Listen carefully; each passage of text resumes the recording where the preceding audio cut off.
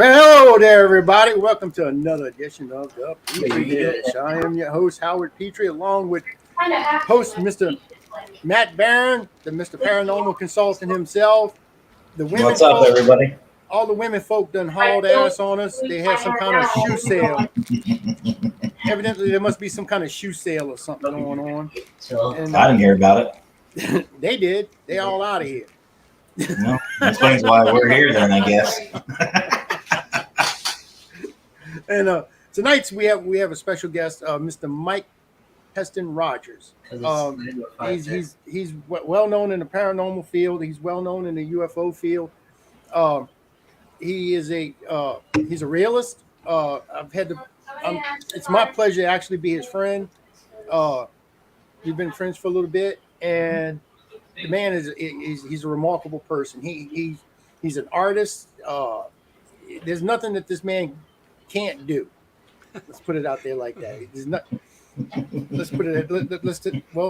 There's certain things he can't do, but I mean, he's an awesome person. He's an awesome person. There you go. It's my pleasure. It's my honor to call him my friend. I mean, it really is. How you doing tonight, there, Mr. Mike? I'm doing fine. He's not going to be on camera, but he's here. You can hear his voice and everything.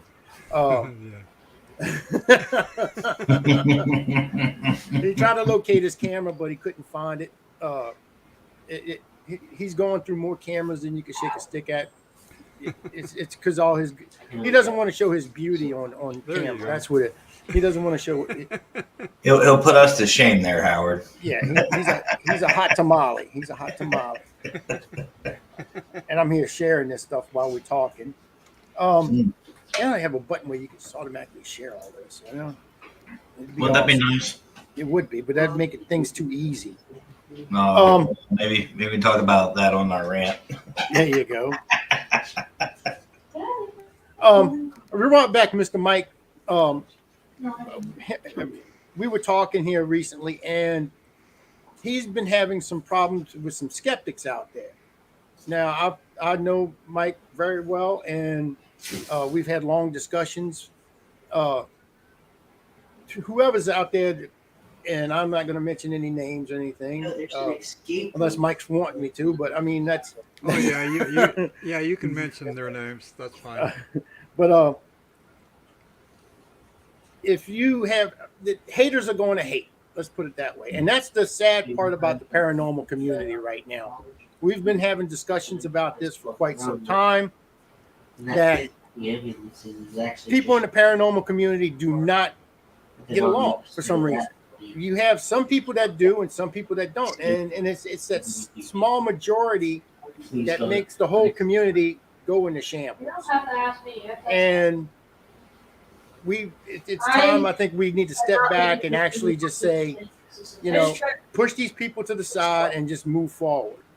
But Mike, tell us what's going on with you. What's happening with you, as in your skeptics? What are they actually telling you? All right. Well, the first thing I want to say, Matt's got some people in the room that he's in. And they're talking pretty loud, and it makes it to where I couldn't even hear part of what you were saying, Howard. Okay. So whoever they are, Matt, ask them to cool it or tone it down a little bit. Yeah, will do. Anyway, I've had skeptics pushing on this case for almost 46 years now, and they've always been fun to deal with, and most of the time. Sometimes they aggravate me because one in particular, this guy, which I wouldn't even mention his name until recently, Ryan Gordon. It's just that he's gotten so absurd, and he's so clever with what he says. He comes up with graphics that have been altered from what they really are, and other stuff. And he acts as though what he has to say is like the way it is. And I know most believers just realize that it's all nonsense, which it is. But I thought I might address a little bit of that, and I'll let Howard pretty much ask the questions on that. All right. 'Cause I was still sharing this thing out, trying to get it all out there. All right, I think I got everything. All right. Well, we ain't got that many people watching tonight. I don't know why. Um, Mike, what's Look at their menu going on in first.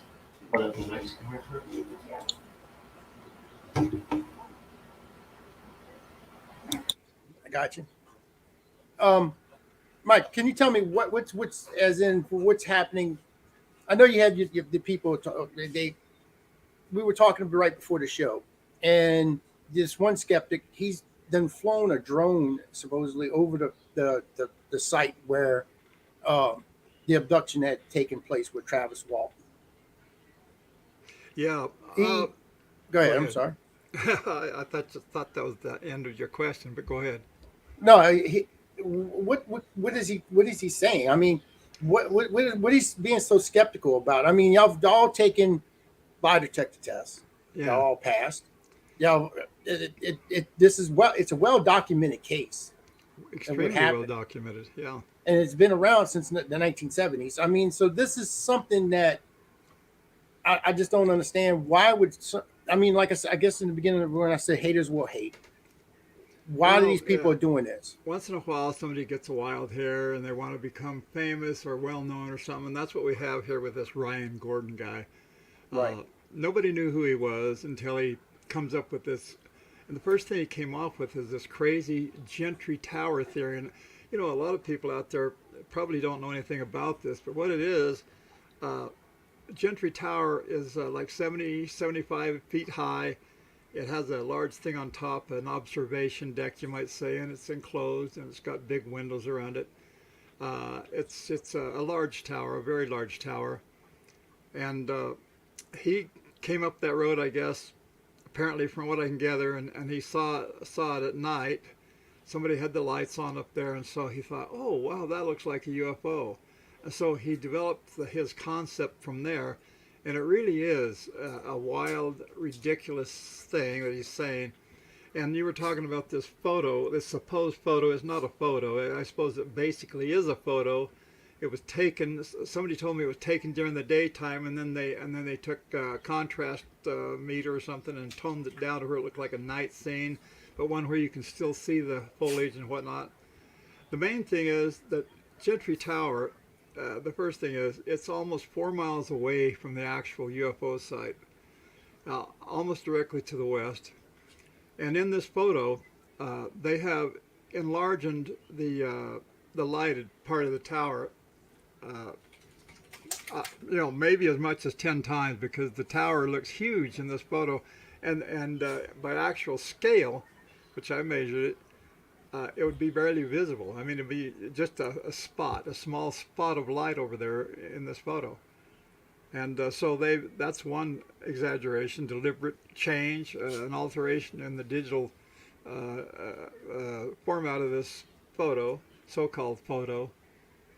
And the other thing is that it shows you clearly that it can only be seen from like 500 feet in the air, because on the ground, even if it was at night and the tower lights were on, you couldn't see it from the site. You couldn't even see it from the ridge, the highest ridge there. It's just not visible. So this entire thing is stupid on the very first count there. And then you have several things going from there, such as the UFO made movement. Wasn't moving at all when we first came on it, but within a few seconds it started swaying back and forth. It started making a motion like that, and that motion became more erratic as the seconds went by. And one thing that people keep assuming is that the event that happened in 1975 with Travis Walton and I and the 5 other guys lasted longer. It did not. It was less than a minute long. I've gone through it several times, the best I can, and with like a stopwatch, you might say, and it could have been no more than 40 seconds total from the time we stopped until the time I hit the gas and took off. So we're talking seconds here for these things to happen. just something the person needs to realize, and looking at this and mentally. But anyway, it started moving, and I mean by the second you could see a difference in its motion, and it was making motions as though it was going to take off. Well, the reason I bring that up is because Gentry Tower doesn't make any motions anywhere for any reason. And the first thing you're going to see about Gentry Tower is it has a huge underside. It's got a utility building below it. You couldn't possibly miss it because it's the first thing you'd come to. And it's a large building. It's like 20 feet long or something. I'm sure there's a generator and all that kind of stuff in there, storage and whatnot. And then there's a big chain link fence around the bottom of the tower, a very high one, and I'm sure that was locked. Stuff like that. You would see that. Well, we didn't see any tower. We didn't see any winding steps leading up to this thing 70 feet in the air. There wasn't anything underneath it. That was very clear, and we could see trees behind it. The next thing, I guess, on the list, because there's many of these things, stupid things against this concept of us seeing the Gentry Tower and thinking it was a UFO, or the UFO that we saw that night. It wasn't anything like that UFO. The UFO we saw was quite a bit smaller. It was only 20 feet in the air, approximately, not 70 or more. And we know that because, for instance, later on, a year later or so, at the site, we made measurements from where the truck was up to where Travis was standing, and that was 93 feet by measure. So that's a long way. That shows you the dimensions there. And another thing is that later on, after we took off, after Travis got zapped by whatever energy force it was that hit him and blew him back, and I took off, and we had a few seconds there to think, and that's why I stopped the truck down the road. And when we did, we all got out. And as we were getting out, we looked back, of course, because there was still a glow back there. And we saw the glow, the light, which was kind of in the shape of what we saw, but we were looking through an eighth of a mile or so of foliage there. And this light lifted up rather slowly, and then all of a sudden it sped off towards the northeast, and just from a dead stop to a blur within a half second. And Gentry Tower does not move. It could not have taken off at all, and what we saw took off. And when I came back, we came back a little later, less than 15 minutes later. There was nothing there. Gentry Tower, of course, can't be moved. It doesn't move and it doesn't disappear. It's an absurd concept on every level. It's just something that Ryan Gordon made up to give himself a foot in the door towards saying that this didn't happen, and so he can now get his name in the record books, I guess you'd say, along with dozens of others. It's no big deal on that account, but he is aggravating to me because he said such things recently within the last year or so. Things I read like emails to Travis Walton, wherein he says that Travis Travis sees monkeys in the trees. It's bullshit. I talked to Travis about this, and what Travis was trying to explain to him was an animal called a paramundi. It's a little animal. You might describe it like a monkey, which he apparently did, but it's not a monkey. Ryan Gordon is using every trick, every stupid thing in the book to try to make people think that Travis is loony and crazy and having trouble, like that, or me or whatever. And the guy is just terribly irritating me to no end because he's just so damn stupid, period. And yeah, that's what it sounds like. It just sounds like somebody just wanting to stir a little bit of shit. That's all it is. Yeah. And he's just, like you're saying, he's trying to get his name out there. He's riding on basically your coattails. That's what he's trying to do. Is that right? That's what I think. Okay, well, could be, because he talks that way to me. Last time I talked to him on the phone, he wouldn't even shut up. He just kept rambling on. Finally I told him, I said, look, I got this conversation is going nowhere. You won't even answer my question. You're not even listening to me. So I tell you what, I'm just going to say goodbye. And I did, and I hung up. And That's I the haven't best talked thing to to him do. since. You know, that was like a year ago, something like that. Yeah, I don't blame you. Haters will hate. Well, I don't know if it's hate or what it is. I think he's just striving to make a name for himself. Yep, riding them coattails. Yeah, that's right. I And wanted to, I've been wanting to ask you this question because I did a little work for MUFON for a while, and did anybody ever come out there? And I knew they wasn't around by that time, but did anybody ever come out there and do any type of readings or anything like that to see if there was any radiation or anything was radioactive, the ground, or was they any? did that. They did that uh, within the couple of days after it happened. During the search, they searched for Travis for 4 days, Right. and during that time, it might have been the first day. Could have been the first day. In fact, I was there every day during that time, and I wasn't searching for Travis. It wasn't going to do any good. And a couple of other guys on the crew were out there just kicking around, basically stand up on the main road, the center of it, basically the central station or whatever you call it there. Just where everybody gathered, the center of activity. Right. And once while me and the other two guys were walking down around, I can't remember exactly where we were from that center, you might say. We saw these three guys who had Forest Service uniforms on. I don't know what that was. Somebody dropped something. Oh, me. Okay.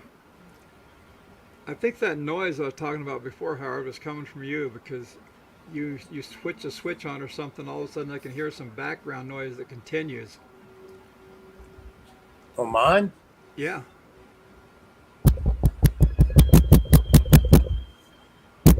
That's a lot of noise right there. Yeah, I'm tapping on the What I mic to heard, make yeah. sure that's. I don't know. I don't have anything on. Okay. Well, anyway, your background noise suddenly increased right when that happened. Anyway, I'm very attuned to that sort of thing because, like I said, I was a radio show host for over a year, and that kind of thing is something I keep my ear to all the time. Well, it's not hard to keep my ear to it because it's annoying. Right. Anyway, well, where was I? I lost You're track standing in the there. middle of the road because we Oh was talking yeah. about. Anyway, we saw these three guys in uniforms, Forest Service uniforms, and they had some instruments in their hands. And I went over there and I asked them what they were doing. They told me that they were checking for radiation. And so I said, well, did you find any radiation?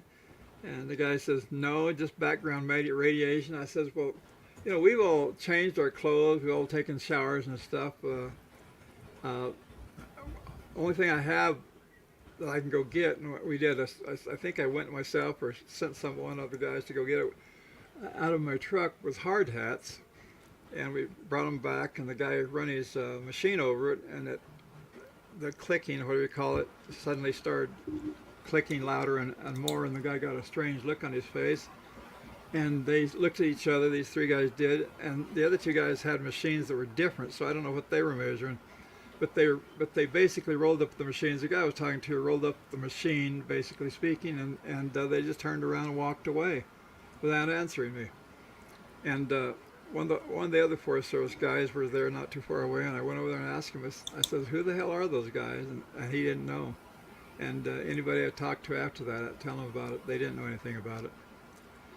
So I have no idea who those people were, but I can tell you this, somebody took radiation measurements, and Travis told me, that we're talking weeks later after this all happened, that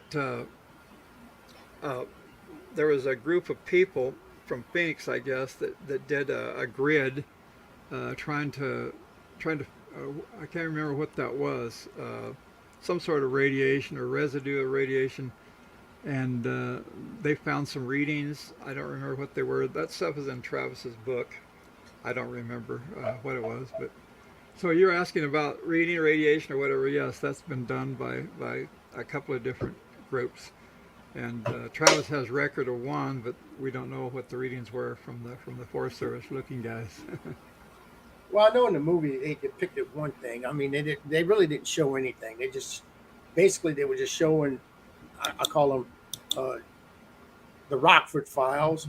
James Garner. Men in He's Black. basically he was just coming after you. You know, and that's the only thing he was doing. He was worried about attacking. You know, you and the other guys that were there, your crew. But what I didn't understand was that, like with Travis, they showed you one part in the movie, and I'm pretty sure I don't know if this happened or not with you, but it was basically like these hobbyists right after Travis was returned, um, and they were basically You're talking about like UFO groups. yeah, UFO and that's groups? basically what it was more like hobbyists. There wasn't really a group, I don't think. Well, I mean, the yeah, way they they- portrayed them in the movie, anyway. They were acting rather ridiculous, weren't they? Yeah. Is that what really happened? I mean, because to me, if Travis would have came back, that would be one of the first things I would want to do is get him to the hospital. Well, nobody from a UFO group or anybody who introduced them, nobody introduced themselves as coming from any kind of group like that. Uh, Later on, several days later, after Travis had returned, then we got visits from all kinds of people and people from foreign countries, and yeah, just a crowd of people. Don't even remember who they all were. There were just so many of them. And of course, during the lie detector test, there was a lot of foreign people there, and a lot of Americans, people from all over the country. But right at the time, during the search, there wasn't anything like that. So he didn't. Travis never did go get a medical checkup. Oh yeah. Right when he was returned, of course. I mean, His because I know brother- when they yeah. do that, when they experiment on them, because they showed you that, and they always do something like that. There wasn't any kind of because sometimes you'll find like little foreign objects in a person or Oh yeah, well, scars or something like that. And I'm surprised that they, didn't Yeah. find anything like that on you. well, I didn't even see Travis for almost 2 days or about 2 days after he was returned. His brother was the one. Travis, the movie does not tell you the story. It's way Right. off. Way off. I'm not the one he called.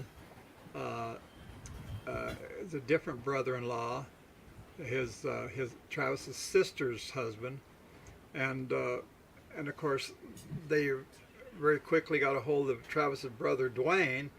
So when Travis returned, Dwayne was up here and he was staying at their mother's place, and Dwayne Walton is the one that went out to Heber and retrieved Travis from that phone booth, and eventually, not too much later, took him on down to Phoenix.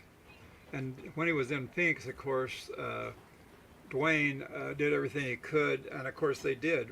Just as soon as he got there, they took him to get medical attention. I can't remember who now. All that information is in Travis's book, but all that was done. And it was done more than once. It was done several times. And the National Enquirer got involved, and they had a lot of money, so it was all done again and again and again.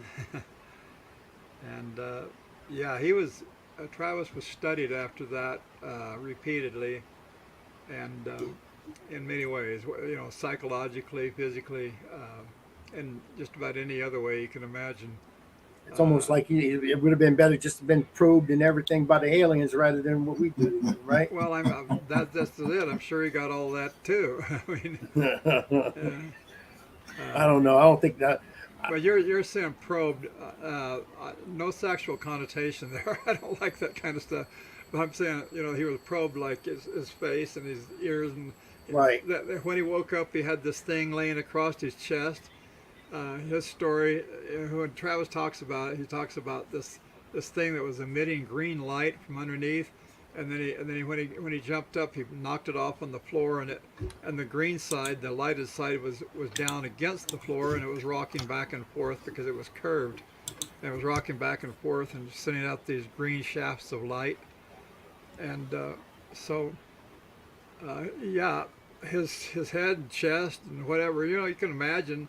This is all imagination. Travis only Right. knows what he remembers them doing, Right. and but you can imagine that from just his explanation of things, plus what you would imagine anyway, they were examining him in every way possible, uh, and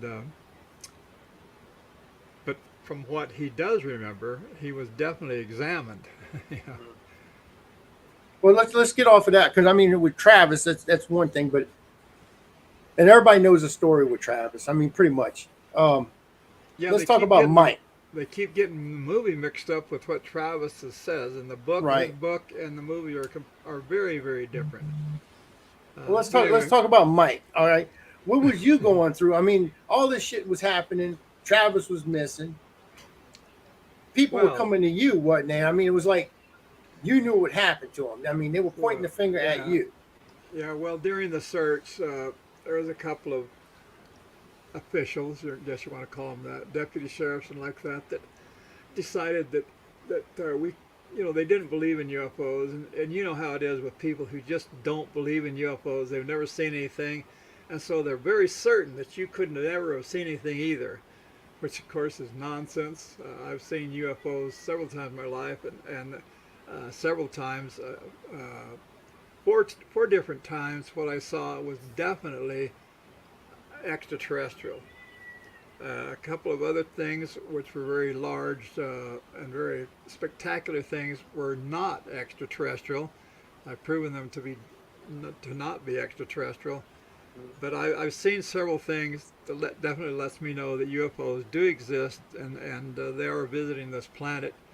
How much more beyond that I don't know, because you see, the reason I call myself a believing skeptic, is a believing realist, is because I don't believe everything that happens in the paranormal.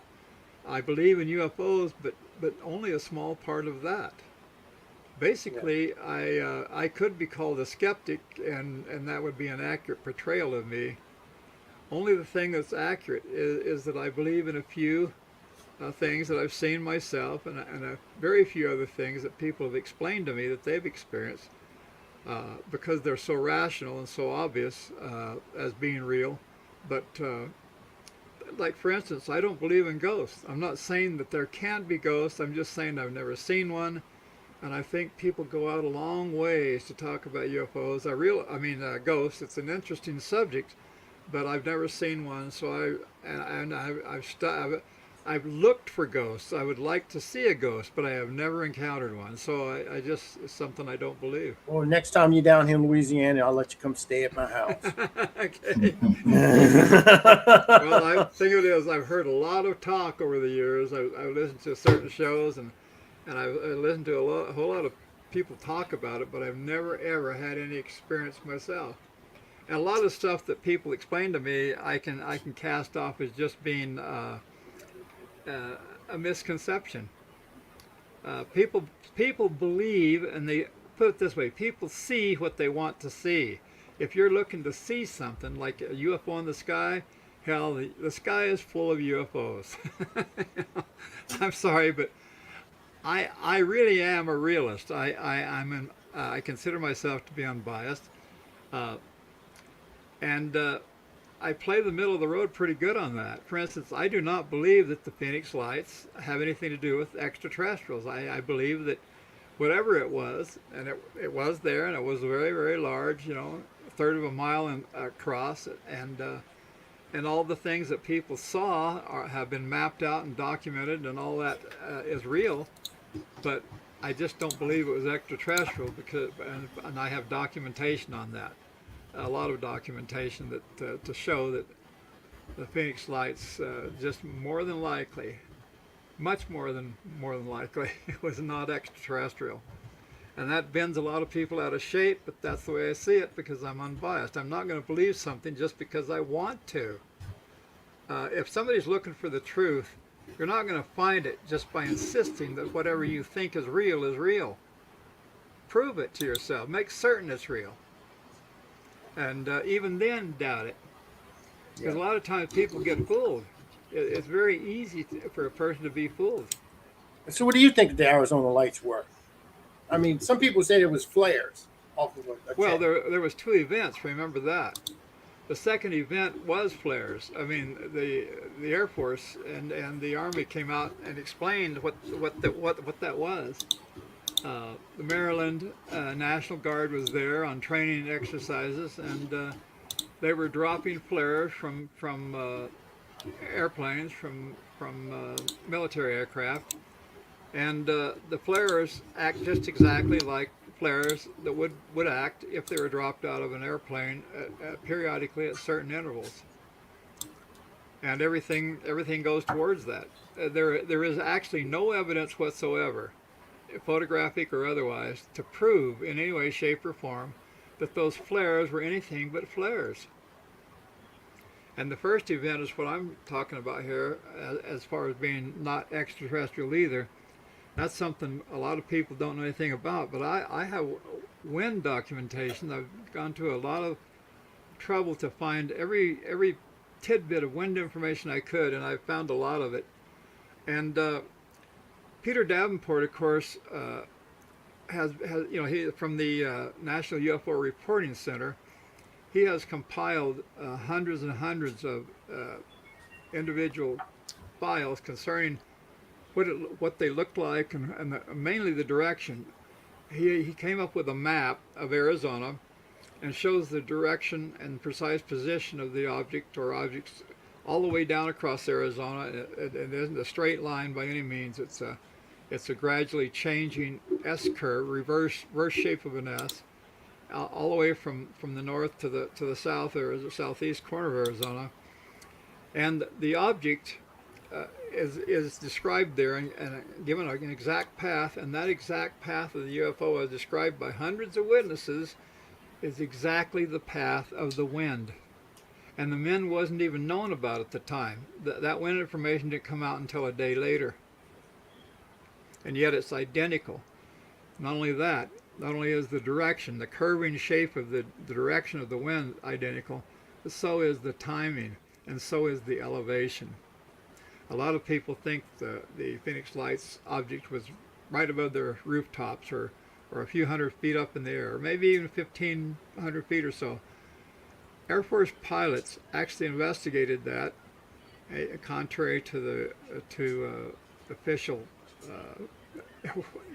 official statements on it, that they didn't actually go investigate it. But according to Peter Davenport, who not only recorded these pilots coming in and testifying to the fact that they investigated the object, he also recorded one of them, and the recording is rather revealing. And what they came up with was that it was at 9,000 feet above the ground, over the Phoenix area. And at that altitude, the air movement is extremely radical compared to anywhere on the surface. And I've got, from OSHA, I have gotten the surface wind directions, and they're all in agreement during that period of time. And it's an agreement, basic agreement, even though the wind on the surface is affected by surface features that can change the direction. They still basically follow the direction that's on somebody just came in here called Mac Wicker or something. Yeah, He's making a lot of noise. that's McKenzie. Okay. That's Making a lot of Matt's noise. wife. All right. People making a lot of noise tonight every once in a while. Anyway. Yeah. Where was I? See, I got lost track again. We were talking about the Phoenix Lights, and we were talking about what's his name? I guess I had it. I got a mind fart. I guess. The elevation of the wind. Right, elevation yeah. of the wind with the wind patterns that Yeah, showed.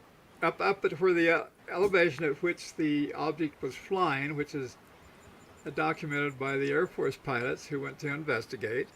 It was a 9,000 feet above the ground, which would actually make it somewhere closer to 11,000, not quite, but close to 11,000 feet in elevation. According to the documentation that I have, things at that elevation were moving somewhere between 70 and 90 miles per hour. because that's basically the lower level of the jet stream there. And the jet stream, of course, the higher you go, in fact, the jet stream sometimes moves towards 400 miles per hour, depending on things, Basically around 200 miles per hour on average in the middle of the jet stream. But at that elevation at which the Phoenix object first event was flying, or was floating, I guess you'd say, we're talking around 1,500 feet elevation, Yeah. So it matches in terms of the changing direction, the changing elevation, and the changing speed, and exactly the way the changes are made. And so you put that all together and you've got an object that was more than likely not extraterrestrial, because a UFO that size is absurd, not impossible, but absurd. But why in the world would a UFO travel that slow all the way across Arizona? And why would it appear suddenly just inside Nevada and then disappear around Casa Grande? Just all of a sudden disappear. Why would that happen? Right. Well, if you study all that and you try to find all the answers, I haven't come up with the exact answer, of course. All this is evidence. But at least there's evidence, very heavy evidence, towards the fact that it was not extraterrestrial, whereas the believers think it was extraterrestrial and they haven't got anything to go on at all. There was no evidence to back that up, just want to believe. That's all they have. Might be thousands of them, but they're all want to believe. There's no physical or hard evidence of that. So what are you going to believe? I think it's more like the government. I think it's That's stunt exactly right. works, and I mean, you're right there. I mean, you're not far from actually Roswell. You're not Area 51 and all that. Where the thing originated from was in Nevada. There you Don't go. know exactly where in Nevada. Somewhere around the state line is where it appeared first. It was first noticed. Laughlin, in the Laughlin area. But that's where all this stuff happens with the government, I mean, I've seen photos of supposed to have been alien crafts that's been flying over since pictures from 1960s. And you look at those photos now and look at it and you swear to be damned, that's the stealth fighters. Right. Well, the stealth bomber is a huge thing. Yeah. They're as big as a 747. Almost, not quite. But you got almost. pictures of them back in the 60s? I mean, really? I mean, what? Yeah. If the government's got that kind of stuff and that kind of technology now, and they don't want to put it out there because it's national security. Right.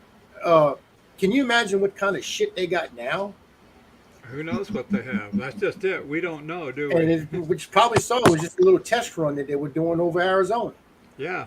Well, way back during the time they were doing that, my father and I were out cutting wood one day, and all of a sudden I was put to the ground, you might say, by a sudden swish of air and a huge booming sound. And I looked up, and this huge triangle-shaped thing was so close, it actually caused the leaves on the ground to form little whirlwinds. That's how close it was. And it just, just the shockwave of this thing actually blew me down on the ground. That's how close they were flying. Of course, we were right on what we call the rim, which is the highest ridge that goes across Arizona, divides the state north to south, basically. And we were right on that because that's where we were that day. And so we were as close to that object, whatever it was, stealth bomber, as we could possibly get, physically. And it was spectacular. If anything would make somebody believe in UFOs, that would. And I already believed in UFOs by that time, so that's what I thought. But I also realized it had to be something to do with American technology, Right. I mean, to me, that's what I believe. I mean, I believe that it's just like with these underwater UFOs that they have now. Yeah.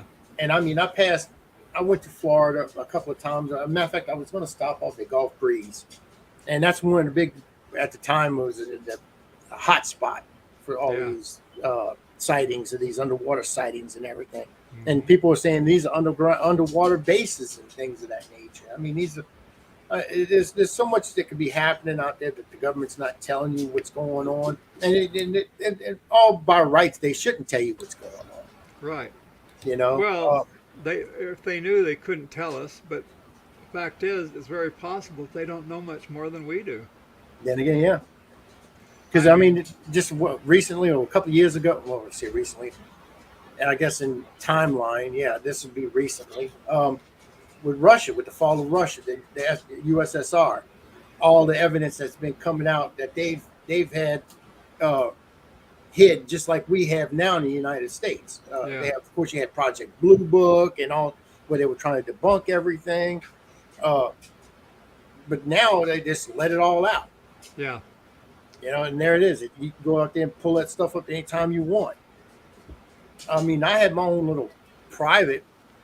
I was actually in my backyard. We were just doing a little campfire type thing, just roasting some marshmallows outside, in the backyard. This is about 3:00 in the morning. I look up and I just see this star, and it just keeps getting brighter and brighter. And it got to the point where it got really bright, and it just made a swoosh and disappeared. Yeah. And that it freaked me out. And I called around. I called New Orleans International Airport. I've called the Air Force Base right here locally. I called everywhere, and nobody had anything on radar at that time. Yeah. So that Well, confirmed it for me. There was something going on, even if they did, it's doubtful they would tell you. right? Well, I look at it this way: we're still discovering stuff about our own planet. I mean, look at the ocean. We've only explored what 20%. Oh yeah. Yeah. And so my thought process is, and Mike, I'm like you. I'm a realist. I look at both sides of the spectrum. I mean, I'm a believer in the paranormal, but obviously, as we all know, you have to figure out what is and then whatever's left. But I look at it this way: we barely know our own home. Who's to say what's out there? I mean, we know. I mean, yeah, we get some great pictures. We see the galaxies, we see the planets, but we don't see what's on them. We can't get close enough to see that. I mean, our own solar system, that's one thing. But, I mean, we're still discovering. We don't even know where it ends. Yeah. And with so many billions and billions of galaxies and ones we're still discovering, for me personally, for us to sit here and say we're the most intelligent, that's kind of egotistical to me. I mean, I think we're the most unintelligent. I have to agree. I think we are the backwoods hillbillies of the galaxy. Yeah, basically speaking. Yeah. So I think anybody that can fly across the universe has to be way above us in intelligence. Oh yeah. Yeah, but the thing is, that's another theory, though. I mean, if you want to sit there and say, yeah, it could be from another galaxy or whatever, but there's a lot of theories out there also saying that these creatures or these beings are actually interdimensional. Yeah, if interdimensional is an actuality, you see, a lot of people just assume that's true, but that's not proven. It's not even close to being proven. In fact, there isn't even any evidence of other dimensions. There's no evidence of that. It's just an idea, and people like the idea, so they say extra dimensional. Doesn't really mean anything to me, because I need at least something to go on. Something other than just somebody's liking something, extra dimensional, wormholes. Yeah. Wormholes. Well, the wormhole theory, it's almost been proven. It's not. The only thing that's been proven is what people say has been, and there's nothing to back it up. Where's the actual hard evidence? Well, that's just like with anything else. I mean, they could say that about what happened with you and in Snowflake. Yeah, but there is evidence there. But you can always anything that's available to humans as a way of proving something. We've gone through all of that. Right. Well, sadly, in this field, we are always going to have naysayers. We always will. I mean, I know, Mike, you said about you've never seen a spirit, you've never seen a ghost. Well, there's a lot of us who have. We have seen a full-bodied apparition, the holy grail of paranormal, and we can sit here and take pictures of. We can even have a conversation. We can interview them here live.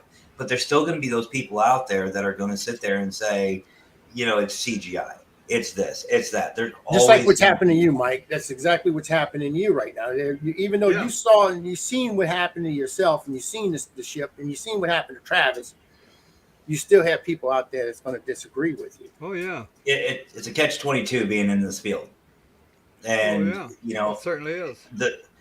in my 16 years, I've always told people, any skeptic, and I've had skeptics on my teams, but the problem with my skeptics is they're only skeptical for so long. Once they have their I first love experience, skeptics. then it's I like, love a skeptic. oh, so do I. Well, But I wish somebody would prove something to me, and so far nobody has. And I've had a lot of people try. A lot of people send me stuff. I look at it, and I tell them what it looks like, and they're like, "No way." No. Let me give you an instance. personal, A guy who you wrote a need to book. get yourself to a haunted location. Yeah, You well, need to get that's what yourself people out. keep telling me that.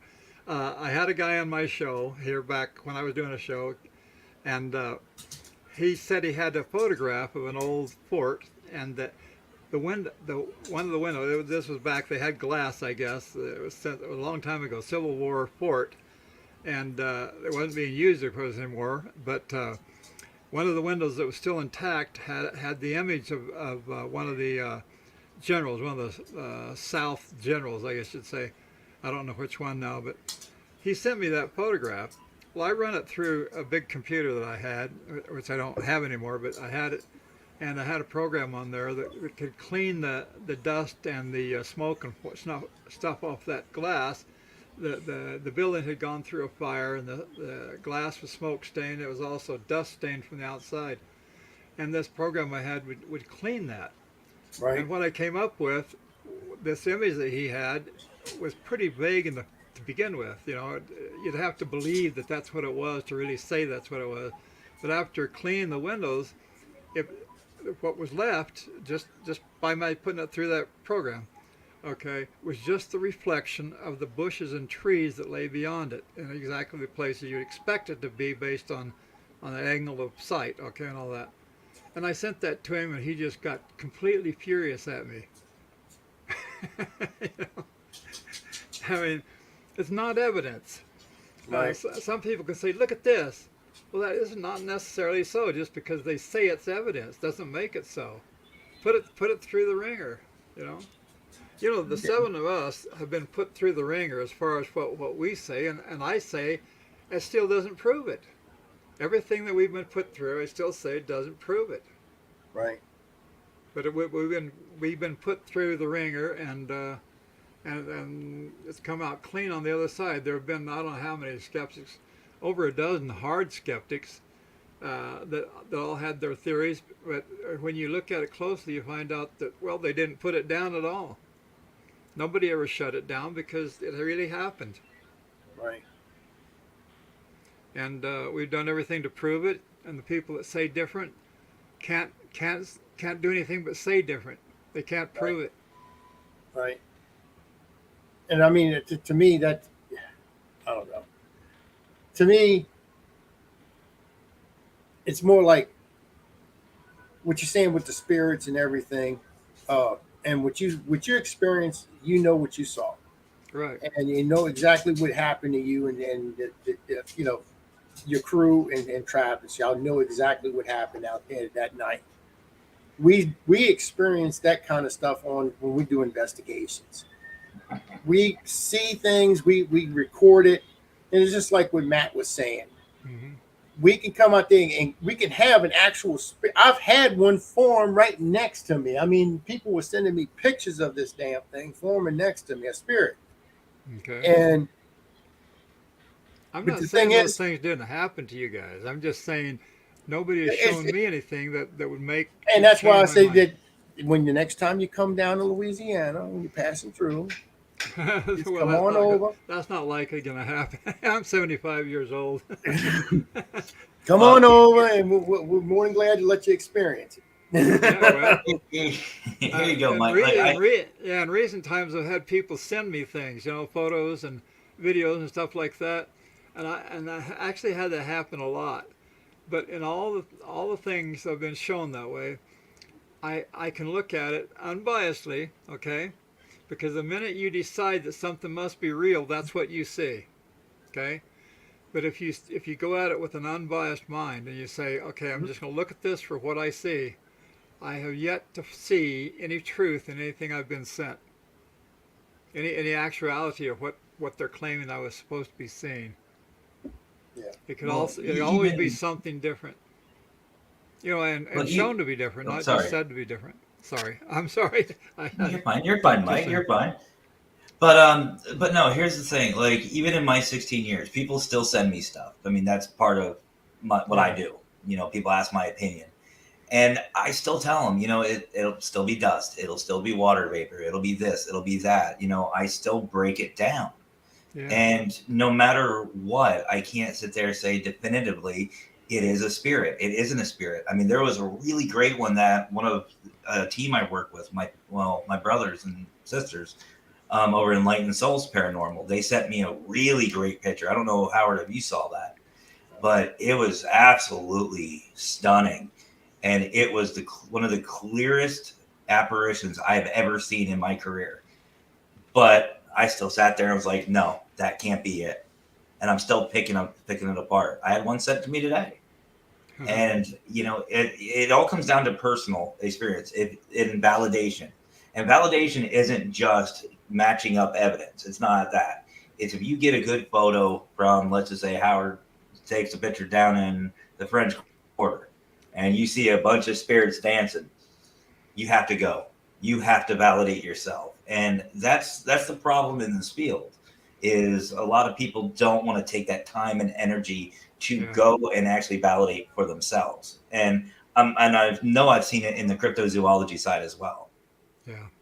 Well, you know, I did have one experience that was very vivid, and you used the term here, spirit.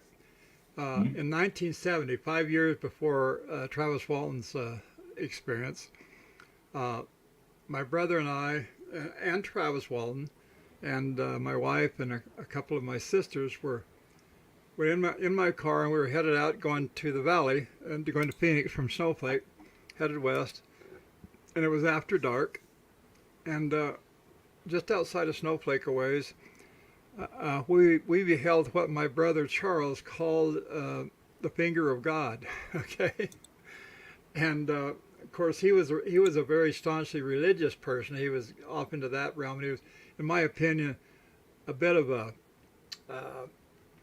uh, he was too far into it, basically speaking, without using any names or anything. Anyway, this particular thing that we saw was very, very vivid. And what it was an orb that slowly came down out of some very low clouds. It was very large. It was somewhere around 80, maybe as much as 100 feet in diameter. And there were 6 of us in the car. Later on, I found out there was a whole bunch of other people that saw exactly the same thing. And I have what they saw recorded on tape. I still have that. And what it was an orb that you couldn't see through it, but it had features on it that had probably a lot to do with the reflection of the ground and whatnot around it. But it came down out of the clouds slowly, and when it got down within a few hundred feet of the ground, a very bright light came on underneath it, and from a point, and lit up the ground down underneath it. At first, a little bit larger than a football field, say, 300 or 400 feet in diameter. And it lit up the ground like brighter than day. And it was the area of ground that was like, part of it was covering the road that we would be going down, okay? Anyway, my brother right up at that point was saying, you know, it's the finger of God. He was kind of taken by that, but it was a very dramatic experience, and it was very vivid, and there wasn't an explanation for it otherwise. So I didn't belittle him for calling it that, but I didn't think that. I'm just saying that's what he called it. And we hadn't seen anything really other than like something way off in the sky, a sighting, that you could call a UFO. Prior to that, nothing like that. But this thing lit up the ground, and then it kept coming down slowly, and eventually it stopped, and it started going back up. And when it got back up nearly to the elevation where it was going back into the clouds, which is probably just a few hundred feet up, maybe less than 1,000, the light covered an area down below, still brighter than daylight. This time maybe 3 football fields in size. And at that point, the light went off completely. And this light, this object I said was light. It was like a very bright orangish color, or yellowish color. And at that point, it took off towards the west, and it seemed to leave a vapor trail, like a trail of mist behind it. And I remember as we slowly got, I was still doing pretty much highway speed. I'd slowed down maybe to about 50 miles an hour or something. But as we went directly under the area where the UFO had been, a mist developed on the windshield. It was so thick that I had to turn the windshield wipers on, to be able to see out the windshield. And that lasted for a few seconds, and then we went out of it and went on there from down the road. I didn't actually stop the car until we were quite a ways, a bit further, 2 or 3 miles further, and we could still see that this object was lighting up the clouds, everything. But after we waited a while, turned off the engine, stopped and waited and watched it a while. We needed to go, so nothing was happening, so we went ahead and got back in the car and left. But I don't know what that was. I call it a UFO. My brother thought it was a spirit, the finger of God, as he called it. So I just thought I'd tell you that. Someone was asking, which state did you see that in, Mike? I was in Arizona. Arizona. That was just a few miles west of Snowflake. In fact, it was where we actually got the clearest view was from just outside Snowflake to no more than 10 miles past Snowflake. Let me ask you something, right? We'll get off the subject here a little bit. Okay. What do you think about Skinwalker Ranch, the things that are happening out there? I've heard that, and I've heard a lot of views from a lot of people. One that I stick to the most was from Steve Pierce, one of the guys that were there in 1975. And Steve Pierce says a lot of that stuff at Skinwalker Ranch is nonsense. Not all of it, but most of it. According to him, it's a very exaggerated thing people talk about. Because it's not just in that area. You also have Blind Frog Ranch, which is not too far away from Skinwalker. Some people believe, like with the people that with Blind Frog Ranch. What are you calling that again? The Blind Frog Ranch. Frog? Frog is a ribbit. Yeah, okay. A blind frog, okay. And it's because when they actually started excavating and everything, they found an underground, like a river system or a lake type thing underneath there. And from being sealed up for so long, the frogs actually were blind. That's interesting. The area under Snowflake is a very large aquifer. That's proven fact. And in fact, Southwest Forest Industries built a pulp mill there, and the reason they did is because it needed massive amounts of water, and they could get it right there. What I don't understand, you have Arizona, you have New Mexico, okay? Uh-huh. And a lot of these big UFO sightings are always in those 2 states for some reason. Yeah, I don't know why. Phoenix Lights was definitely in the middle of Arizona. Yeah, and then you have Roswell. Yeah. So you have a lot of big incidences with UFOs in there's just those 2 states. You don't hear about it in any other state. Florida, of course, you had the Gulf Breeze incidents and stuff off the coast, but you just don't hear nothing else about just only those 2 states basically. So is it something in the water maybe? Or, I don't know. Well, one correlation I see is government. Yeah. The government is very prevalent in both those states. At least Nevada, northern Arizona, and New Mexico. And the Phoenix Lights, you said it yourself, but I never did pick up on it at the time. But like you, I don't know if exactly like you, but I believe it was the government. I believe the government actually hired somebody to build the thing that we saw. I believe it was a hoax. and only for the purpose of seeing what would happen to a city of people if they saw something that huge, unexplainable. That's what I think. I mean, that's just an idea. That's just a theory. I have evidence for it to the stuff I've talked about, and there's a lot of that. But as far as like taking it the next step further, just a wondering, I think it was the government had built that thing as a hoax, as cheaply as possible, of course. But the government will still spend millions of dollars to do anything to come up with any answer like that. You know, the government seems to be loaded with money for stuff like that. But anyway, I think their purpose was just to find out, you know, where the human mind was, where our mental thinking is as a group, as like in the Phoenix area. I don't think it was aimed at Phoenix. I think it was just wanted to go over the state. It was definitely on the wind. So the government, I don't know if the government could change that at all. Some people would say they could design it that way, but I think regardless of whatever it was, the path it was taken, everything, it was designed by the government for the purpose of finding out public thinking.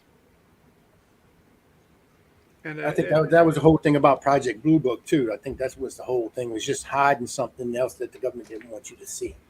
Yeah, I've never been convinced whether they're hiding or whether their hiding is deliberate to make foreign countries believe that we've got stuff that they don't have. Yeah, America has all the alien technology. Yeah. You know, that alone would be like a deterrent in itself, and it wouldn't cost them anything. That's true. That is true. Yeah, because now you would have all these foreign, like you'd have Russia, and you'd have Germany, you know, whoever, North Korea. Oh, we're not going to mess with the United States because look, they got hopped up alien technology that they reverse engineered. Yeah. And they stuck it into a stealth fighter, and there you go. The thing of it is, whether it was originally alien technology or not, we definitely have stuff we can kick ass with. I mean, we've got the goods. That's a matter of fact. See clearly. Well, there's another theory out there that. Oh, sorry, Howard. Didn't mean to cut you off, brother. But there's another conspiracy out there saying that all the countries, including the U.S., are working together on it because there have been so many sightings over different countries. You know, it's not just ours. Mexico has had some. I mean, heck, they're even saying they're finding technology down in Antarctica. So there are actually a couple groups out there, I believe, that are saying that they're all working together. That's why nothing's being said, because it's already taken care of. You could say that whether it's true or not. I mean, whether you would actually know that or not, because that's more than likely true on some level. I mean, just the fact that we exchange information on the internet with these other countries is enough to say that we're in cahoots with them. I mean, it depends on how you state it. It depends on what you specifically believe. Just to send Mexico some photographs would be considered working with the Mexican government. The same for any other country or group of countries. You know, what is said, what is stated can often be taken 10 different ways. It just depends on what's actually meant by what's being said. I mean, yeah, go ahead. No, I was just thinking, we were talking about this now with the reverse engineering and everything. I mean, you have, I'm going to give you a prime example, I guess is the best way of putting it. You have the automobile. When it first came out, the very first automobile that ever first came out was 1886. Okay. And look how long it took from 1886 to now now in 2022. Look how far we came to basically the automobile. Look how, I mean, from basically looking like a bicycle with a motor on it to what we drive now. Okay. Yeah. But within 20 years, more than it looks too. But the way that the 20 years, and within 20 years, you've done went from the technology that was like, it was like an explosion. You have, we was listening to 8-track tapes. And within 20 years, you went from an 8-track tape to a CD to now, yeah, you're digital. Yes, we've definitely, you could call it an explosion. That's a very good way to term it. Actually, the biggest leap, in my opinion, is digital. And that works two ways. Digital is a very, very good thing because for instance, with a tape, it cuts out tape noise, the tape rumble, all that stuff that happens with tape. With digital, on the other hand, you don't have any of that, but also we've entered an era where anything can be messed with. You can no longer look at a photograph of anything, even a moving picture, and say that's absolutely what I'm seeing. Right. Because digital can be manipulated, and it can be manipulated much easier than a lot of people believe. Well, not just digital. Anything can be manipulated. If you look at it, I mean, photographs can be manipulated. I mean, well, now that we have digital, old photographs that were taken with the natural way on plates and whatnot, that can still be manipulated, digitally manipulated. Like double exposure, just even, I mean, anything could be manipulated. That's right. We have gone past this point where a few years ago we could look at a photograph and say, yeah, that's a photograph, and what it is what it shows. Now you can't do that. Digital has wiped out entirely the ability to look at something like that in a photograph and say that's exactly what it is, because digital manipulation can change a photograph, what looks like a photograph, to be anything. Right. Still look like a photograph. Right. I know that because I can create images, in a computer that look like a photograph, and yet they're completely created. Well, hell, you can get where you can take a photo and actually make it animated. Yeah, you can do actually, that too. A person from the past can actually talk and breathe and everything else. Yeah, or you can either do that directly, frame by frame, or it can be done in a computer program. Yeah. I mean, I've seen that not too long ago. Just looking online, and all of a sudden they had a little app that you can get. Yeah. Where you can just download this app and you take a photo of someone and you put them on it and it becomes animated. Well, I've had a couple of people here in the past few months, year, whatever, have sent me pictures of UFOs, videos of UFOs, in motion. And I look at them and I know enough about digital manipulation to know for a fact that it's not a real photo, it's not a real video. It's been manipulated deliberately. To look that way, it's not that at all. It's total creation. A lot of people can't understand that because they don't have the artistic ability to even imagine it, let alone do it. I can do it, and I have done it. I've got proof of it. Yeah. And we can no longer look at a photograph and say that's absolutely it. That's also the problem with spirits and things like that. It may be real. Actually real, but because digital is a way of manipulation, you can't look at anything and say that's got to be real. That's what it is, because anything can be digitally manipulated. Yeah, that's true. In fact, this Howard, what's his name, Ryan Gordon, he's supposedly got this confession of me that the entire thing was a hoax. I listened to it and it's ridiculous. It's disjointed, and it's not my words. I mean, it's my words, but he's done something to it. I don't know what. It. Yeah, and it's just not what I said. Not exactly what I said. He put it together in a way in which it means something, according to him. And it doesn't follow any logic at all. It's a kind of a rambling sort of thing to say, But to him, that's a confession. And I'll guarantee you it's not a confession. I have never... Why in the world, after 45 years, will I suddenly say, oh, I'm going to tell this one particular guy that nobody knows, okay, I'm going to tell him exactly the truth. That's just absurd, And I didn't. I didn't say that to him. There's no confession. It's him. He created the confession. I did not do that. It's not my exact words. This almost sounds like a part for the para rant. A what? for the para rant. Terror. Don't tempt me. Okay, well, I can get emotional. You know? Oh, we will in about 16 minutes. Oh. My sleeves are ready, Howard. So There you go. that doesn't give them much time for rational conversation, does it? We'll try. We'll try. Yeah. But no, I mean, it's just like I was saying. I mean, you went from, like I said, you had the phonograph, and it was on a freaking spool with a big, looked like a bell or whatever, and you basically had to put this thing on there, and you would turn it, and it had the little indentations on it, and it would play music. Yeah. Then now you can just pull a song out of midair and play it on anything. You play it in your car, And they've gotten to the point now to where a computer can make up the music intricately, and it can sound really good.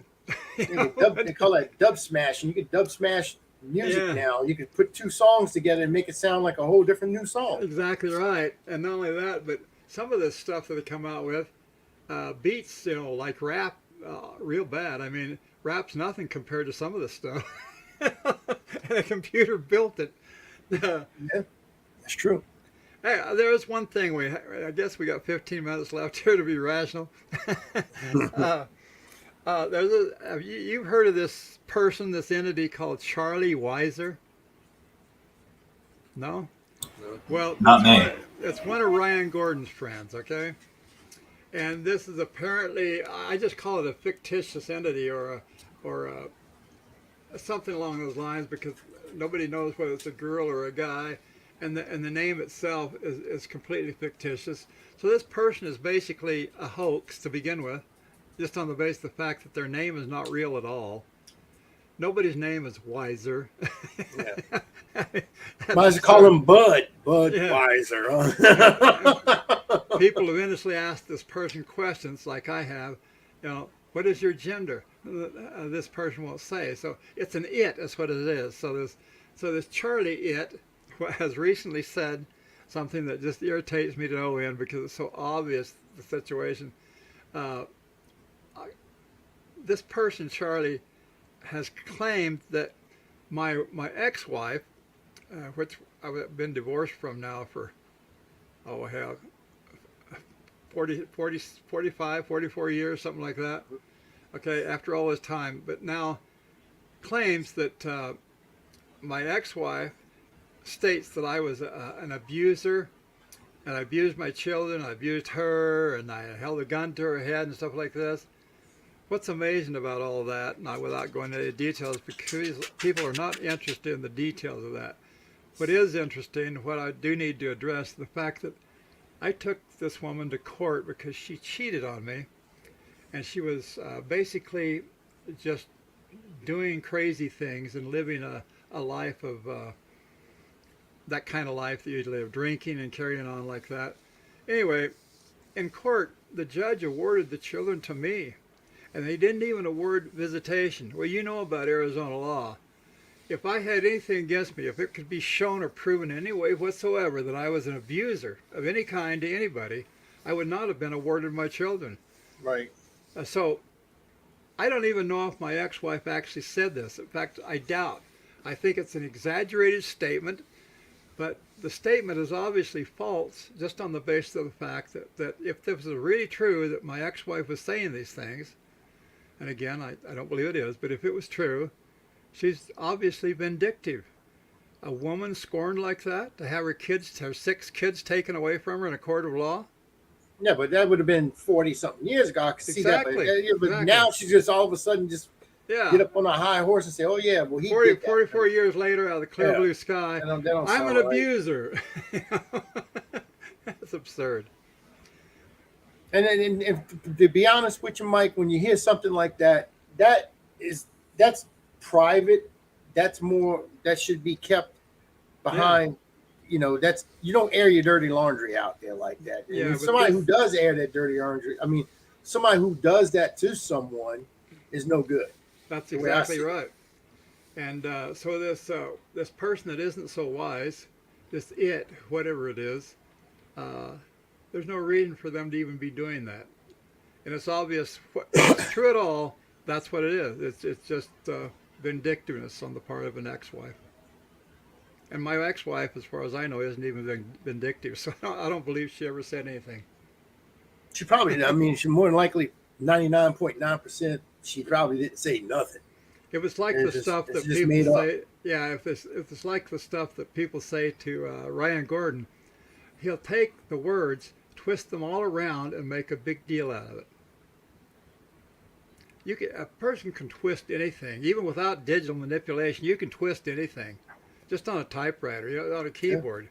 You can change the words, exaggeration, and so again we have that same thing going on there with Ryan Gordon with this wiser, fictitious character. Yeah, you got to watch that kind of stuff.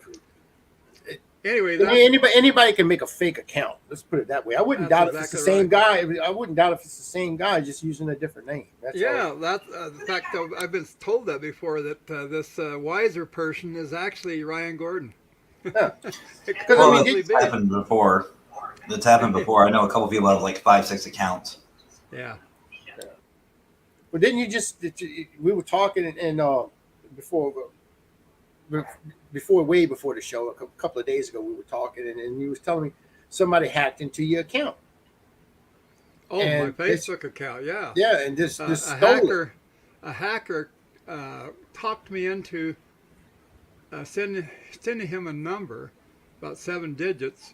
I didn't really understand what it was for. It gave a completely crazy account of why he would need that necessary. This person was one of my Facebook friends, and so I gave it to him. It was the stupidest thing I could have ever done, because within seconds my account, I no longer had it. My Facebook page was just a thing of history, and I've never been able to touch it since. I had to create a new one. This time, Mike Heston-Rogers. That's the reason for the dash, so that would be different in that respect, because my old account, Mike Heston-Rogers, has nothing to do with me. It hasn't now for several months. Yeah, I mean, that must have just happened right after we talked. I mean, the last time. Well, it was several months ago that happened. Really? Yeah. Huh. Well, it's very easy to confuse Dash Rogers with just Rogers. Right. The dash is the only difference between the two. And of course, now I had 400 and some followers back then, and now it's 0. I followed you, Mike. Yeah. I'm there. But I got to start all over. That's a sad thing. Hackers do something like that. And the thing of it is, I had a couple of my friends put notices up on the page, because I couldn't touch the page because I wasn't my own friend, you see. So I wasn't able to actually post anything. So I had my son and a couple of other friends of mine post warnings on the page not to pay this account any attention anymore whatsoever. Explain what happened. It's fictitious. Give them the name of my new account. And so we neutralized the ability of whoever this was that did that to use it for purposes of scamming. And the person did try with a couple of friends of mine to get money out of them, but they were already warned, so nothing like that happened. Well, that's good, at least. That's good. I know a lot of people. I know. I'm not going to obviously disclose names, because, as Howard knows, that's not my style. Right. But there was one of my really good friends. He actually said that his account was hacked as well. The only difference is this person demanded a ransom for his account and told him that if he wouldn't pay it, then he would destroy his popularity and all this other stuff. And I'm like, go to Facebook. We'll create a new one. Go to Facebook or Meta or whatever the hell they're going to be called now, and deal with it that way. Do it the smart way. Don't feed into it. Report it. That's all you can do. We did tried to go to Facebook, but Facebook is unapproachable. Here, wait. Let me look shocked. You ready? I had somebody who actually lived a few blocks away from the supposed Facebook headquarters.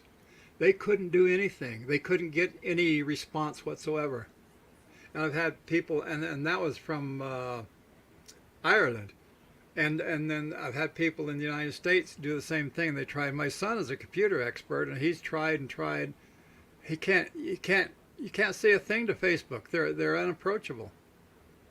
If you could approach them, you might be able to do something, but they won't bother with it. And I know why they won't.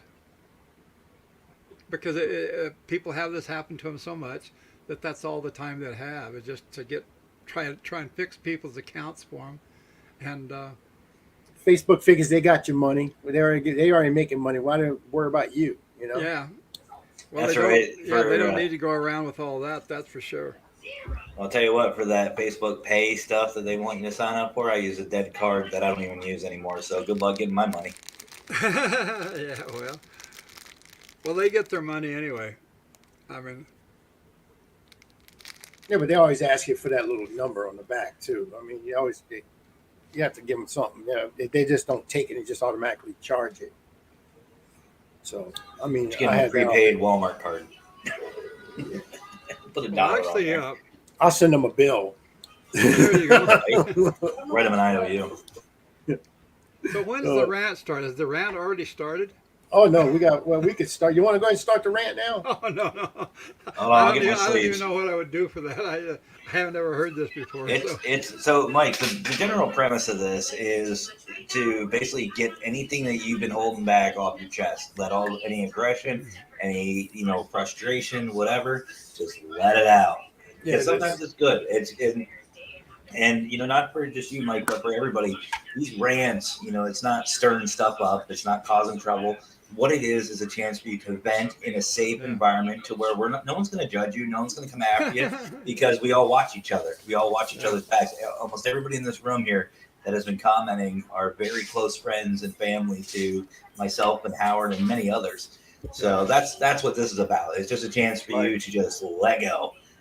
Right. I'll start it off, and I'm pretty sure Matt, you follow in. We'll get you last on that, Mike. That way you can think about what you want to rant about and get an idea of what we're doing. I've pretty much ranted, I guess you'd say. Oh yeah, that's what I'm saying. You went through your rant too quick. Yeah.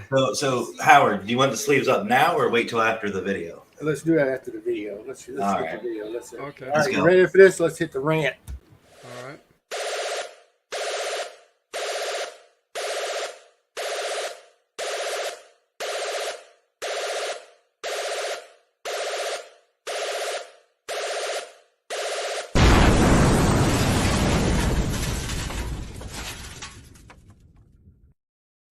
All right, I'm gonna start off this para rant.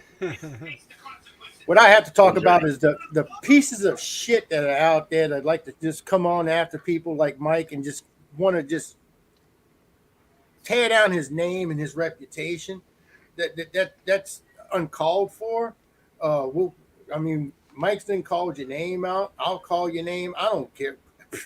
I'll get everybody in my community to start calling your name out. We'll boycott you, brother. We'll find some shit on you and we'll do it to you and see if you like it. Mm-hmm. Okay? Do you actually pee sitting down? I mean, we want to figure these things out about you. We'll find out.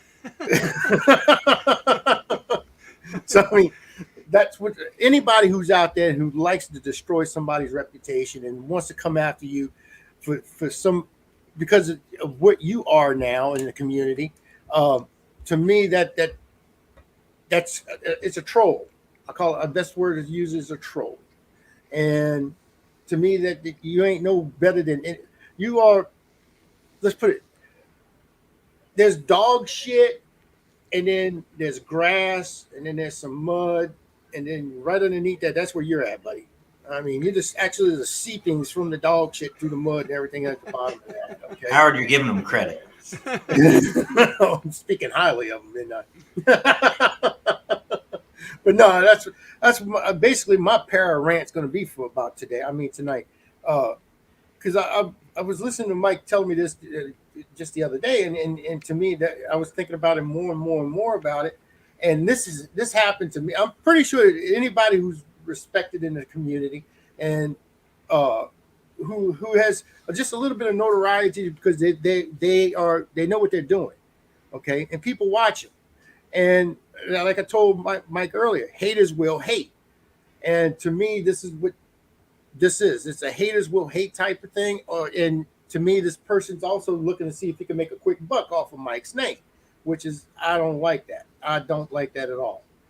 So basically, that's all I have to say about my para rant for tonight.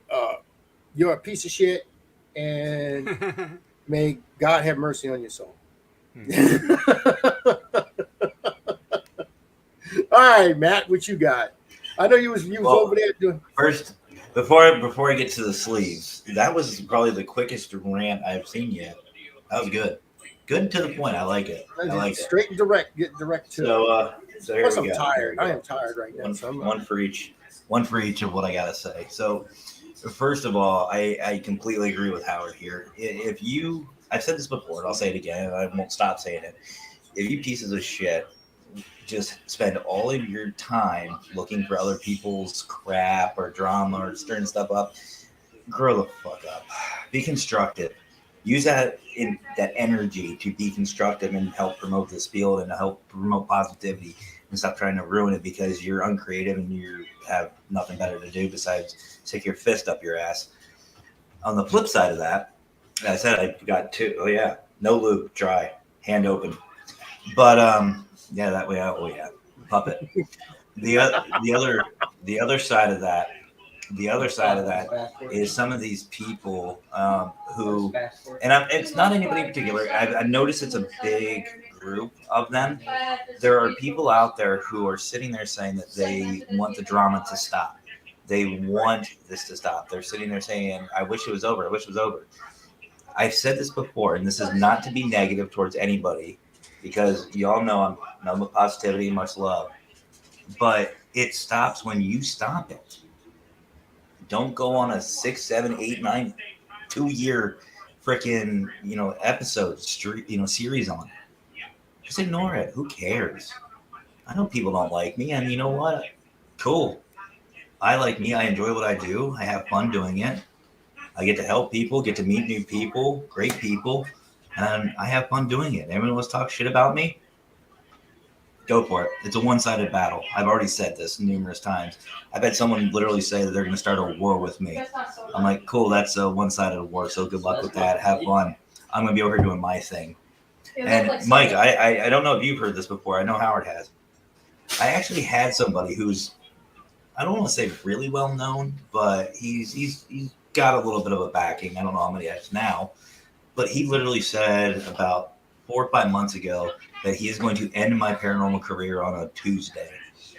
That Tuesday came, and I was like, I'm still here. What are you going to do? And realistically, folks, let's be honest. Minus, Mike, I do, I feel bad for what happened to you and some others who have their Facebook account hacked. But other than that, what are they really going to do? Don't put your personal information out there. Howard already said that. I agree with that 120%. But make a new Facebook, make a new YouTube, whatever. Hitting the block button on somebody isn't going to delete them from existence. Boy, I wish it would. But it's just like it did. They still live their life. You do their thing. If you don't like what somebody's doing or what they're saying, block them. YouTube, Facebook, Twitter, TikTok, wherever. Block them in the phone. Whatever you have to do. And move on and keep having fun. Do what you love doing. And don't let anybody tell you different. And here's the thing. If you keep on it about these individuals, you're part of the fucking problem.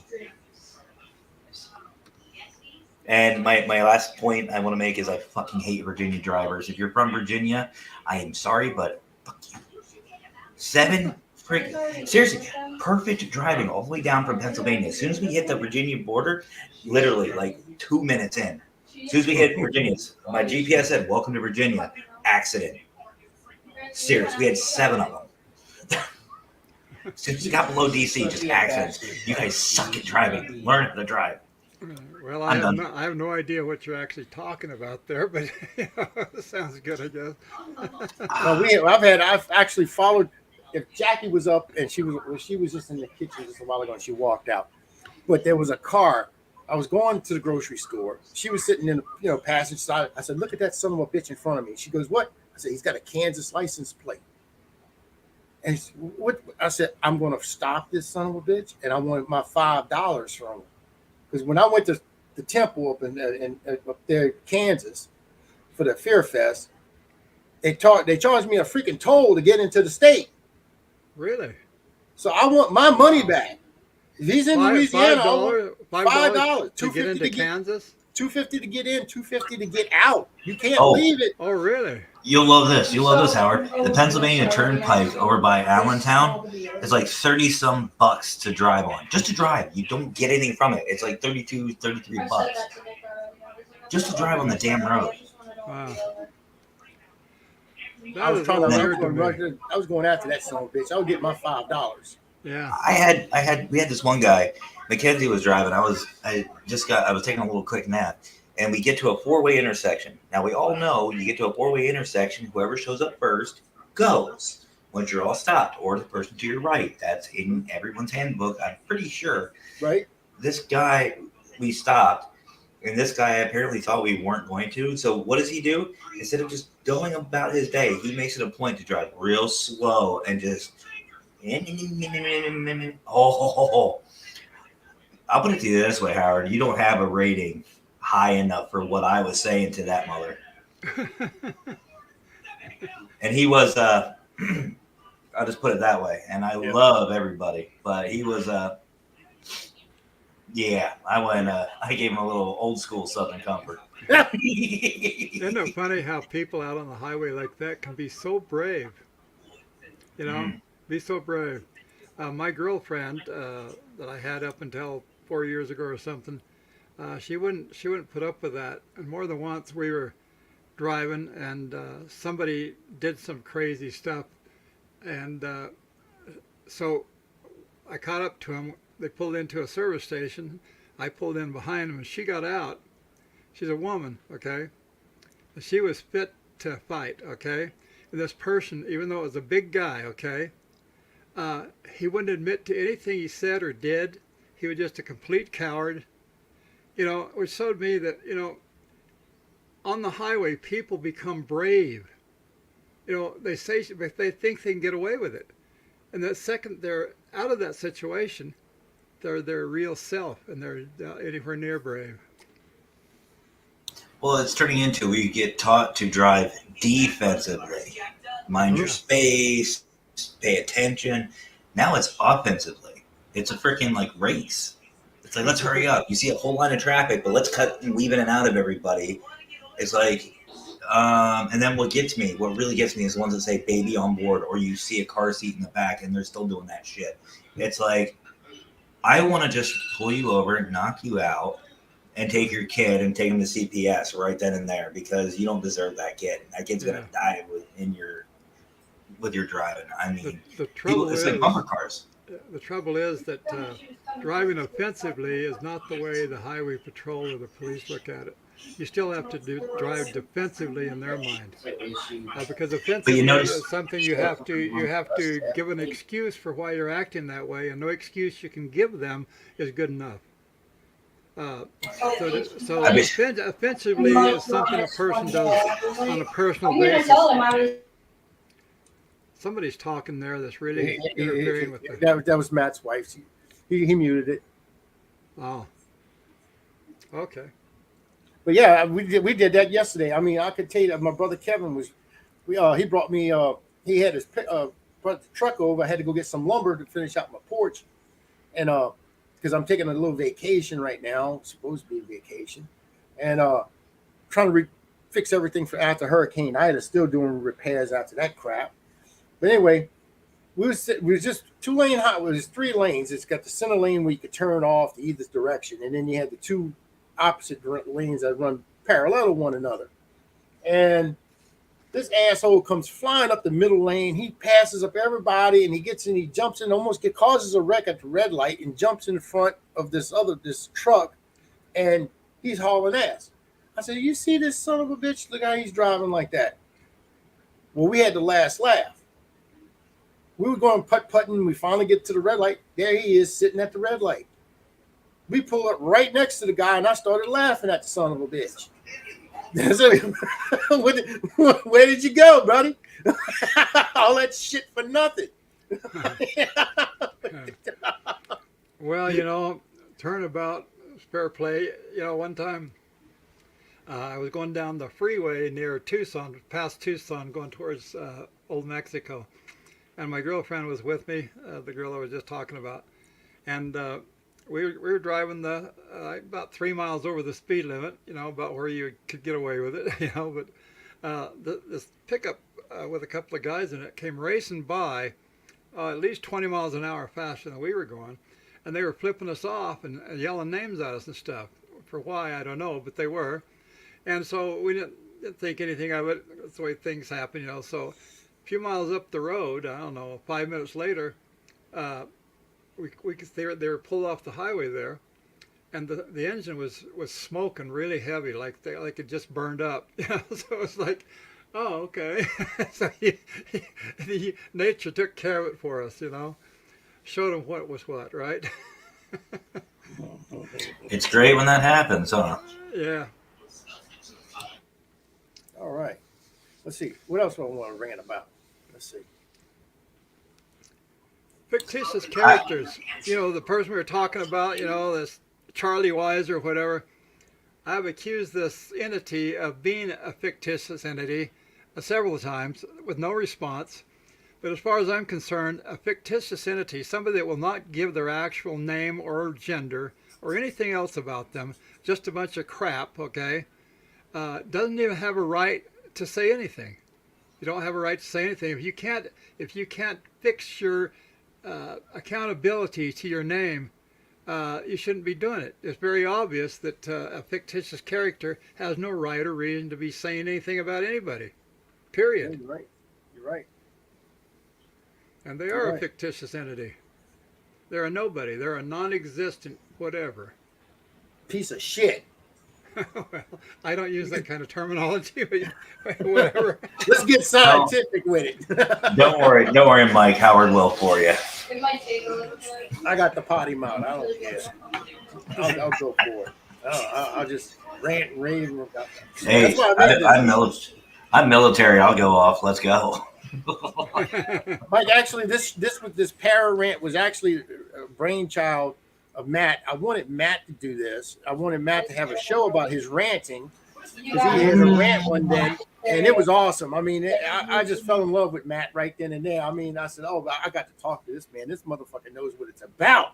And it was supposed to have this show with him, but he didn't want to do it because he didn't want to bring down no networks or anything. And I said, okay, I'm going to throw it in on the Pitre Dish. So we'll have a half-hour segment where we'll just do a para rant, and we'll just rant about anything and everything that bothers you, and just to get it off your chest, because like Matt was saying earlier, it feels good to get, if you let this shit just bottle up inside of you, and you just let it, and you stew in it, and it's unhealthy. So why not just put it out there, get it out of the system, and just go for it?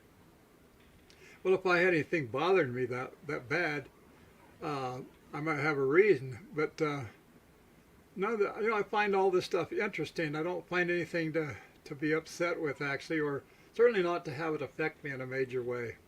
Right. Well, you're just a good person, Mike. That's probably why.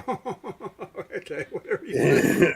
Yeah, handsome young man. I mean, come on. That's why I know how you are. I've seen you. I know all about you, Mike. Yeah. Mike is a player. You got to watch Mike. Yeah, you got to be careful of me. You got to watch the mic. It's right in front of you, right? That's right. I think Mike's going to be on the show next week. You're going to be on Bridging the Gap, I think it's called. The one with Steven and Kel. Who now? Stephen Woodard and Kel, the one that I was setting you up with, that you're going to have a show with on Monday, I believe. Oh, I forgot about that. Oh, see that? You got another show Monday. Okay. And that's going to be that's a UK show. It's a United States UK show. Yeah, that's right. I don't know if it's going to be Monday or whatever. I did agree to do it whenever they decide they're going to do it. Yeah, they're going to. I believe it's Monday. I'm going to get in touch with Kel tomorrow.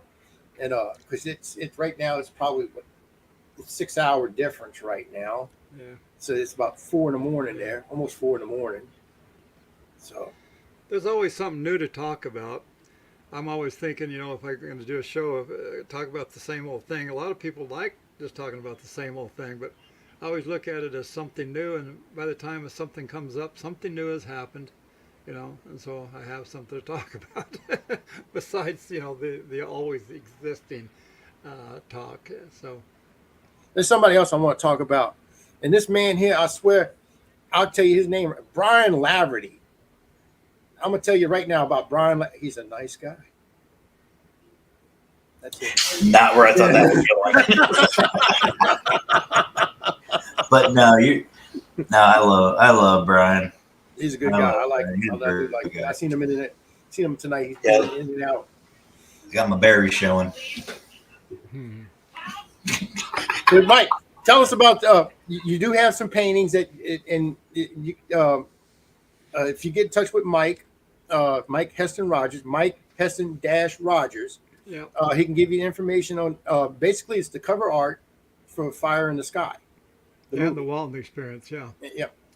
And those two covers are still for sale. Four of the original illustrations have been sold already.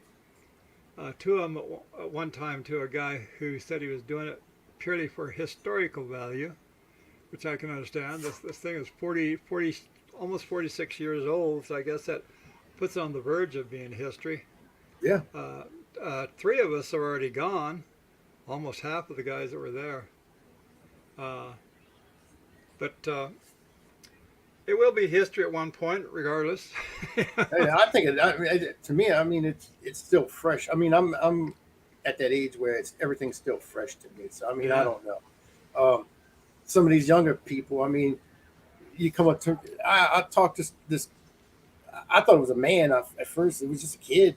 He said just shooting shit with him. And he said, I was born in 2004.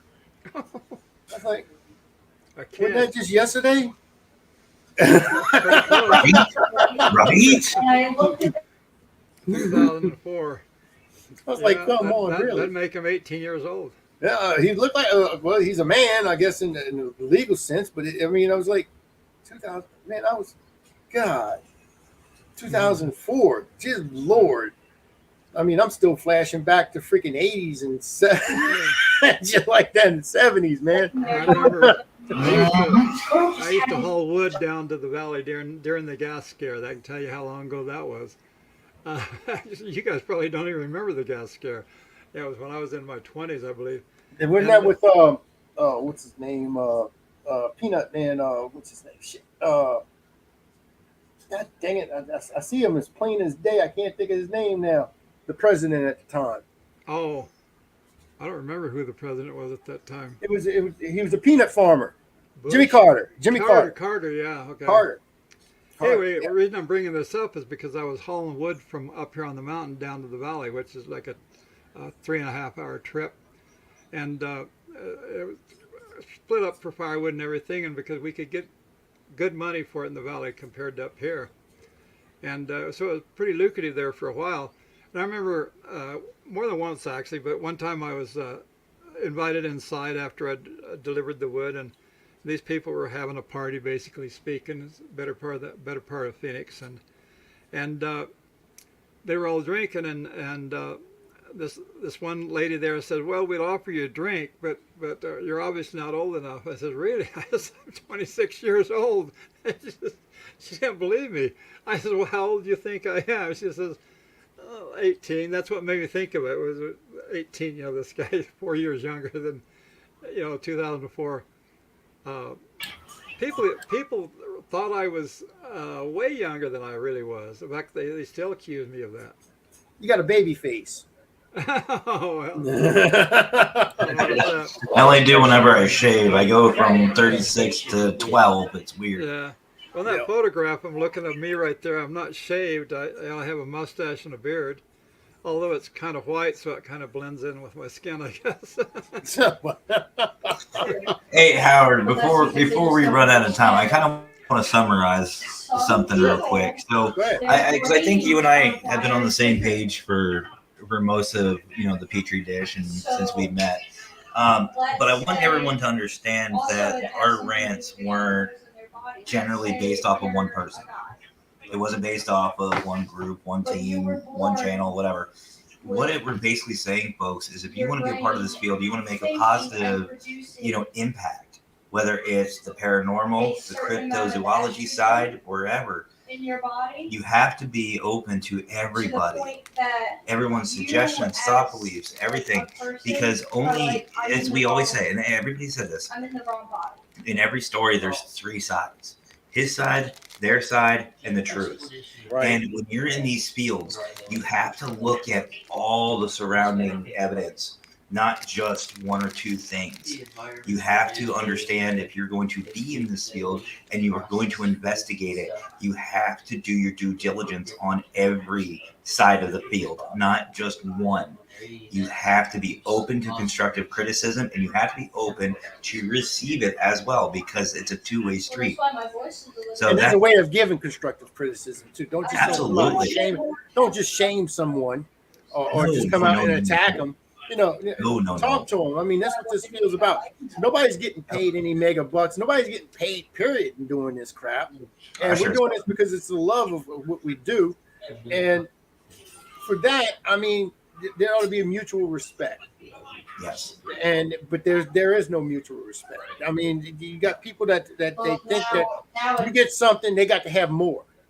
And I don't know if it's human nature or what, but if you want this field to grow, and if you want to grow as a person, work together. Share evidence, share thoughts and opinions. I could actually do this tonight. It's called ego. Mic drop. Get rid of the ego, and a lot of the drama will leave. It's that simple. Everybody is allowed to have their own thoughts, their own opinions, and their own belief systems. Everyone's allowed to. And if you want to be in a field that's not an exact science, you have to be open to everybody and be accepting and take other people's thoughts, feelings, and opinions into consideration. And I love Mr. Fedora, Scott Morton. He said, him and his team say, it may not be real to you, but it's real to them. And that's something you have to think about every time you go out. When you have a client or wherever, it may not be real to you, but obviously it has scared these people, or people have seen it or have excited them enough to where it's real to them. Now do your due diligence and figure out why, and support that, and be in the field.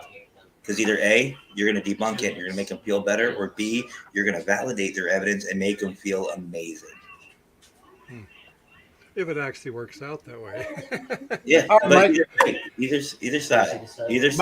Mike, you go ahead and you finish this out. Finish what I want you to give your final thoughts and tell us what any rant or anything you want to add. I think Mike ought to write a book myself, but I mean, Travis wrote one. Why don't you write one? I mean, showing the other side. I actually am working on some, but I'm one of these people that never can manage to get finished with something. I do get finished with certain things, but a lot of things I just can't call it done. But anyway, I was talking about what he was, actually just talking about there, about like three ways to look at anything. There's one side of the story, the other side of the story, and then there's the reality. People find it hard to keep from being biased. Preconception is a very, very bad thing. It's just going on everywhere. It happens everywhere with practically everybody. 99.9% of the people are affected by preconception. Everybody wants to believe ahead of time what's really real about something. And when they see things that are in contradiction to that, it's the hardest thing in the world for them to actually look at it constructively, because it goes against their personal desire. If it goes against their personal desire, they don't want to look at it constructively. They don't want to look at it at all. They just want to believe what they want to believe. And that's the biggest problem. In fact, I believe that when this society comes to an end, which I don't know when that will be, it will be because of preconception, because of bias. People will bias this entire earth into nothingness, because they're going to insist that certain things are real when they aren't real, and it'll be the end of it. It'll eventually be the end of mankind. That's And how that's important it is. that's a realist point of view. You see that Yes. that's basically what we do. I mean, that's what we stand on. I'm And skeptic. I'm a realist you also. actually have to do that. You actually have to do it, not just say it. But anyway, I'm not saying you aren't. I'm just saying that's what you have to do. Anyway, that's all I have to say, really. Well, Mike, I do appreciate you coming on tonight. Uh, I know it was kind of short notice when we got you to come on. You've always been an excellent guest, and I appreciate it. And you've always been a good friend of mine, and I treasure that. Um, Well, you are now, my friend, Howard. That's for you're sure. my friend. And you know you have my number, and I got yours. So don't be a stranger. Damn it. Yeah. It was really nice meeting and talking with you, Mike. Yeah. Okay, Matt. You too. All right. Next week we have a special treat for all my germs out there, all my little bacterias, because this is the I like that. I like that. Next week we have Mr. John Ozuna coming on. If you don't know who John is, you will by next week. John, he is at the age of 6. He's been in judo training, White Tiger Kung Fu. In 1981, he holds a master level black belt. He competed nationally and internationally in full contact fighting, represented USA in the European Cup championships in Spain and the World Championship in Taiwan. He's a 2-time Guinness World Record holder for most punches in a minute of 713 and the fastest martial arts punch at 43.3 miles per hour. He is an action star. I guess you call it an action star. He's been in such movies, and some of these you might not have heard of, and some of these you've probably seen at the movies. He was in a Nash Bridges film. He was in a movie called Sorry to Bother You, 13 Reasons Why, The Bouncer, my favorite, Demon Fighter. That's an independent film. Cabal, Infinity Project, Ant-Man and Wasp, Matrix 4, and Venom 1 and 2. And he'll be our guest for next week. So bottom line, he'll kick my ass, mind my P's and Q's. Yeah, he'll kick all our asses, and then we wouldn't even know it fair. happened. We won't even know it happened. Fist just comes right through the computer. Yeah, he is one of the nicest guys you ever want to meet. Very down to earth, very pleasant. He's got like a Sylvester Stallone look about him. But he's a badass. He's a badass, and he's an action star. So, Very and he's nice. he's going to be he's taking time out, and he's going to do this interview with us. Actually, he's going to be in Baltimore shooting another film. Yeah, I'm definitely minding my P's and Q's. I'm only a 3-hour drive from there. Do that. What's your address again, Matt? Let me actually. Where's Marcus's? I'll give you Marcus's. But yeah, he's going to be on next week, and hope y'all all tune in and watch that. That's going to be an awesome show. Well, like I said, Mike, thank you so very much for coming on. Don't go away yet. We're going to play out that. Matt was so gracious enough. Before we used to say goodbye, and we just sit there like, and but he gave us an ending video. So yeah, it's going to be all my shows are going to be playing this video. So see y'all next week, and y'all have a blessed weekend. All right.